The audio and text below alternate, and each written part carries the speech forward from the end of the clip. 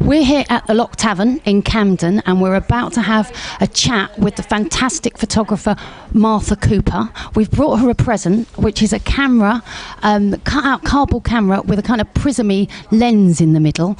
We're filming with it now, so you get the idea. Hopefully Martha will like it, and we're very excited about meeting this lady. Martha, wonderful to meet you. Thank you for coming on to FUK KUK. Well, thank you for coming to meet me. Street Play, the exhibition, and we're here to celebrate the hardback launch of your book in the UK. The pictures were taken some 30 years ago. I know, isn't that amazing? Time flies. And a very interesting period for you. You're working at the New York Post. Right. And you took these pictures on your way home, sort of thing, as a downtime. Yes, I had to drive through this neighborhood every day when I took my film, and I always had some leftover film in the camera, and I didn't want to waste it. Where did your interest in play come from? From your own childhood? And did you play in the street like the kids in the... I didn't necessarily play in the street, but I did play freely, and my parents always encouraged any kind of creative play, and my brother built little go-karts, and there were some woods near my house, and we made a little tree house, that kind of thing. So the freedom that we see the children have in this book, I mean, is that around in New York anymore?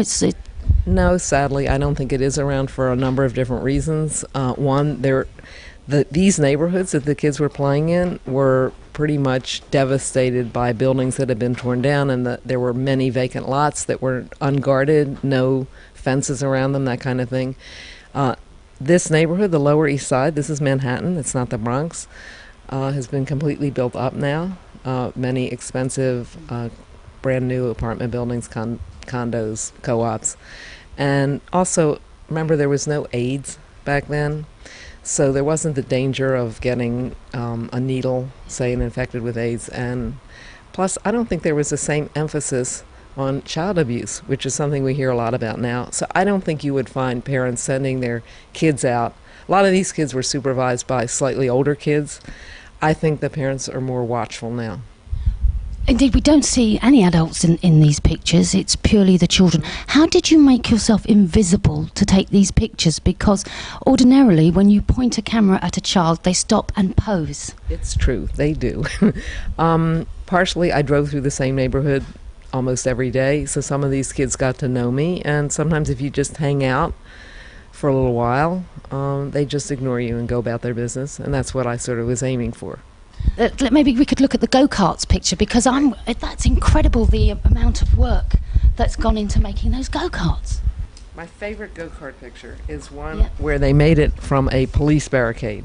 This one. That's yes. the one. Yeah. And if you look at this picture, you can see that this was, because you're not going to find a lot of planks of wood about in New York City. It's not a wood town. It's not, they're not like lumber yards.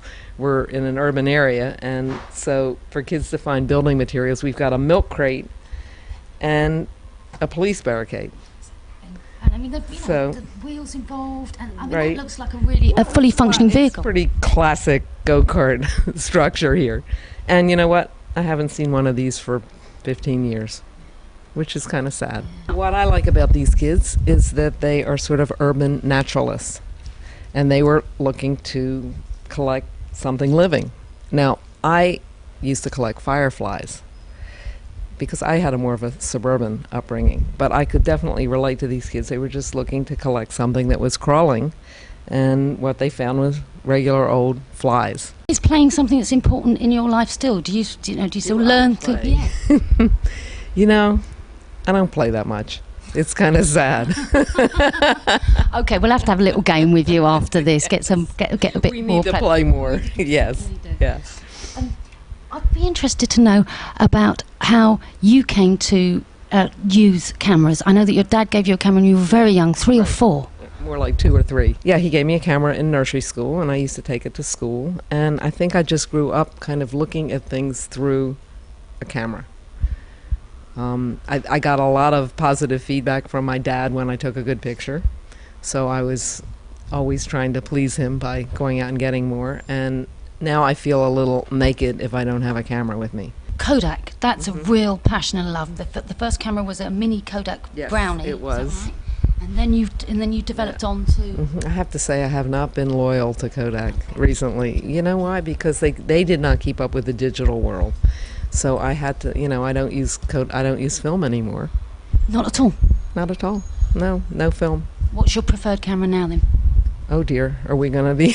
Only if you want to tell us. No, I've used Nikon cameras for years and years and years, but recently I bought a little Panasonic. I did not bring my big camera with me. I'm in a new mode now, which is travel light, because all that camera gear started weighing me down. So now I have this cute little tiny pocket camera, like digital, and it's a lot of fun.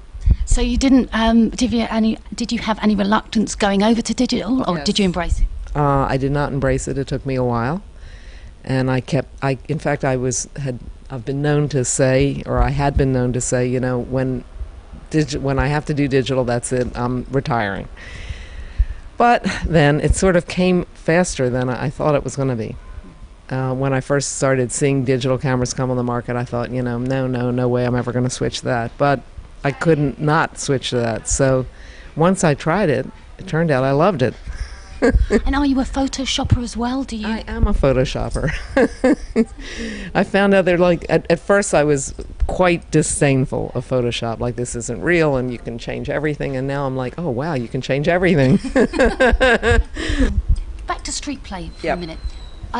This precedes your work on the Hip Hop Files, and Yes. when you got involved Right. with the graffiti community. And tell us how it led on, because the last Yes, image yes, is quite exactly. telling. And the one reason I like for people to see these pictures is that they understand a little more about how I got into hip-hop, and that I was sort of led into hip-hop before the words hip-hop were being used. So there wasn't really any hip-hop, and when you look at this book, he is wearing Pumas here, but one of the interesting things about the pictures, when you look at what the kids are wearing, mostly they're wearing, it was pre-brand clothing styles, and you can almost date, like who even knows what that is, date the pictures by the shoes.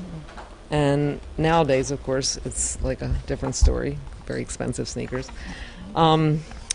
This boy was the person that really connected me with graffiti, which connected me with the emerging hip-hop scene. And he showed me his what's called a piece book, his little notebook with drawings, and explained to me that his nickname was He, and that He3 actually, and that he was designing these letters to put them on the wall. And I was completely amazed at the time. I didn't understand that what I was seeing, that the graffiti I saw was a name. Everybody knows that now, but Yeah. it wasn't so well known then. And so he offered to introduce me to Dondi, who was a king. And Dondi sort of got me into the rest of graffiti, and then that led to the other aspects of hip-hop. And what's a king? Dondi was the king of the line. It meant that not only did he have great style in graffiti, but he was frequently seen on the trains. So he was considered a king.